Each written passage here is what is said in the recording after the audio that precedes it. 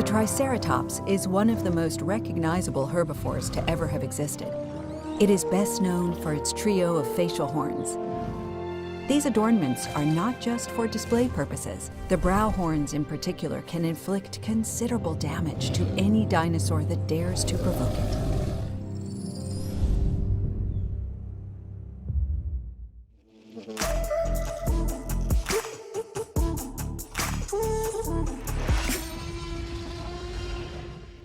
Hello everyone, I hope you're all doing great and that you're enjoying all these Jurassic World Evolution 2 tidbits that we are getting. It's going to be an exciting couple of months in the lead up to the release of the game. In this video, I want to share my thoughts on the first species profile, which is not a species profile, it's a species field guide that we have gotten. Let me know in a comment down below if you want me to make videos for all of these species field guides that were coming, and of course subscribe so you don't actually miss them. I want to try to keep this short, but you know me. But something I want to address is that I know a lot of people were disappointed by this species profile, and I've just decided I'm just gonna call it a species profile. Mostly people's disappointment seems to stem from the fact that they were convinced that they were going to be shown gameplay footage. It's totally fine to hope and even to hype. It feels nice. It's good to be positive. I totally agree with that. So it's okay to hope for a gameplay reveal. Hope for the best. And no, don't expect the worst. No, hope for the best. But then don't hold something to your wildest dreams.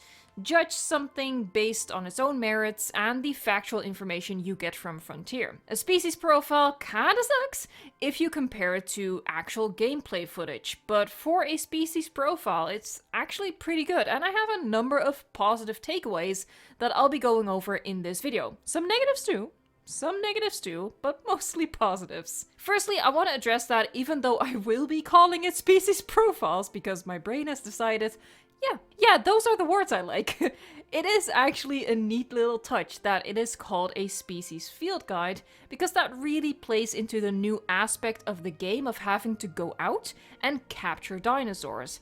This is information your team needs when they are handling these animals, capturing them, bringing them into the park, that sort of thing. I like that. That's good attention to detail. The phonetically written out species name though, I feel attacked. But yeah, I'll probably be needing those for some of the species. I'm quite sure of it, and then I'll probably still mess it up. I literally mispronounced the name David recently. My brain and my mouth have a complicated relationship with each other. Please forgive me for that. But yeah, we have Triceratops over here. Now, even though it is pre-alpha footage, it already looks so much better than the screenshots on the website, in my opinion. If you compare this shot, or let's see what, like more with trees, give me trees, like this, if you compare that with the shot from the Triceratops, no contest, absolutely no contest. Foliage looks great, mountain looks great, textures and shading looks great, and also I just really overall appreciate the coloration that we have going on here. It's been a while since I played the original without mods, but that bright green grass was a little overwhelming. I like this a lot better. I do hope, of course, that we get some variation still. In the grass types, I'm thinking that's going to be the case. Oh yeah. I just made it awkward. Welcome to my channel.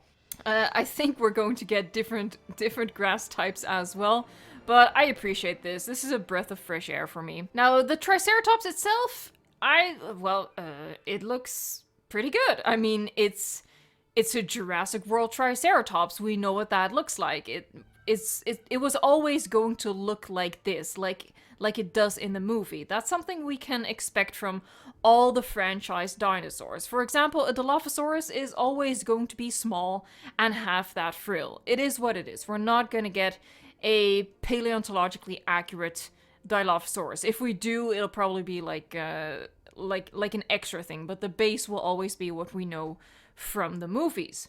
But if you compare this to the Triceratops we have in the original Jurassic World Evolution, I think it looks fantastic. Even though, like, for example, particularly these skins aren't blowing my mind or anything. There's already so much more going on in little details, in coloration and patterning, and I think that's a really promising start. What I'm thinking, what we're seeing overall is a couple of different skin types, but also variation within those skins.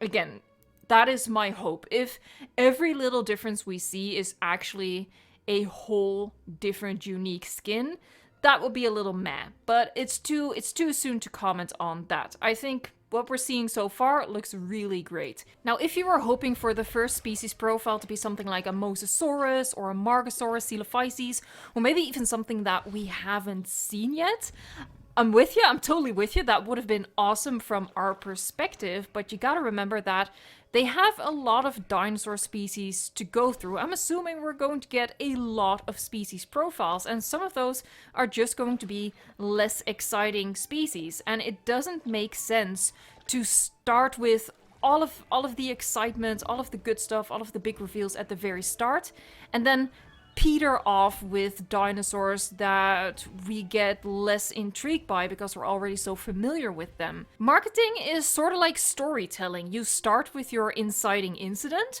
which is the big announcement and the trailer that we got last week, and then it settles back onto a baseline, and upon that you build and you ramp up until you get like the exciting midway point, and eventually you are at the climax of the story. That's not like 100% confirmed that that is their strategy, but that is typically a good approach to marketing. It doesn't make sense to give away all the goods at the start, because if you're gonna end up with weeks worth of less interesting marketing material, the interest of people is naturally going to water down. And you want the opposite to happen. You want to build up that excitement. So for me, I think the Triceratops makes perfect sense to start with. It might not necessarily be something that we wanted to see, but it makes sense. What we see in terms of behaviors, notably, we have resting right there, and we have resting over here.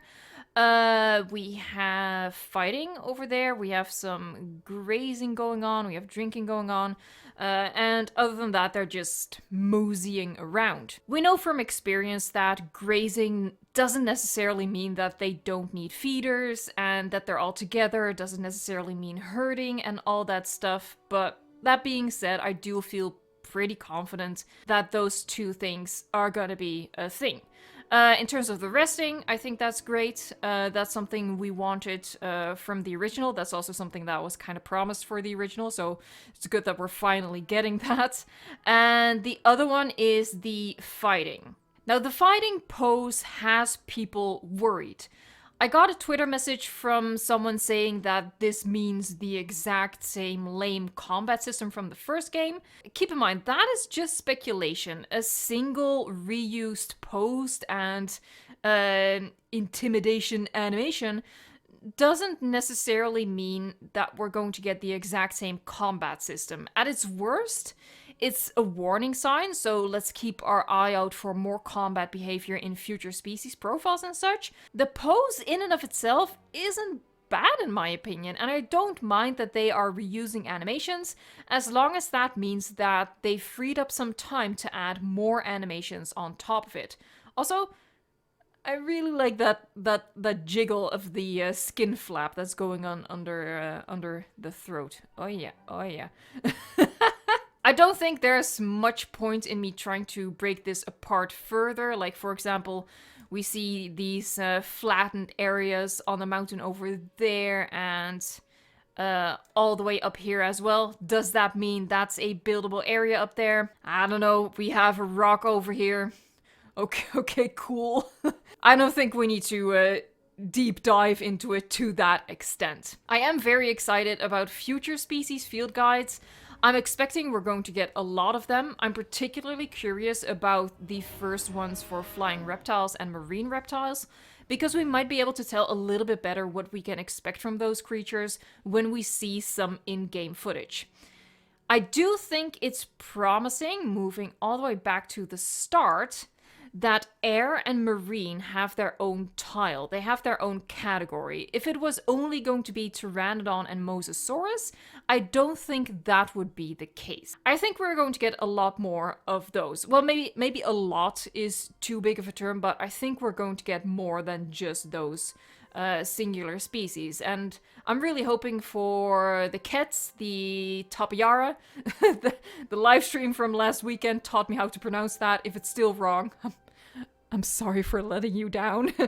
And what I really want is a big Walking with Dinosaurs Liopleurodon. I know it's not scientifically accurate, but neither is the monstrous Mosasaurus that we have, okay? So give us a big Liopleurodon. That would make me a happy, nostalgic Walking with the Dinosaurs fan. Let me know in a comment down below which creatures are on your wish list for the air and marine section of the game. And, you know, since you're going down there anyway, do you mind getting me something? It's down and then a little bit off to the right. It's like this thumbs up icon, but it's gray. And my favorite color is blue, so if you don't mind helping me out and making it blue, that'd be really awesome. And, you know, I don't really like red, especially in combination with blue. You know, two primary colors together. So, you know, maybe make that one gray instead. Awesome. Thanks. To end with, I have two shoutouts. Yeetboy69 and DevilSpawn420 are this week's Jurassic Riddle Masters on the Evolution Square Discord. And one of their prizes is a shoutout in a video, so here it is. Which, you know, I set myself up to be saying a lot of weird names and funny numbers. Anyway, if you have a weird name and a funny number that you want me to say, join the Evolution Square Discord, sign up for the riddle roll, and try solve next weekend's riddles the fastest, and then you get a shout out in a video. Thank you so much for watching, and until next time, enjoy the Species Field Guide.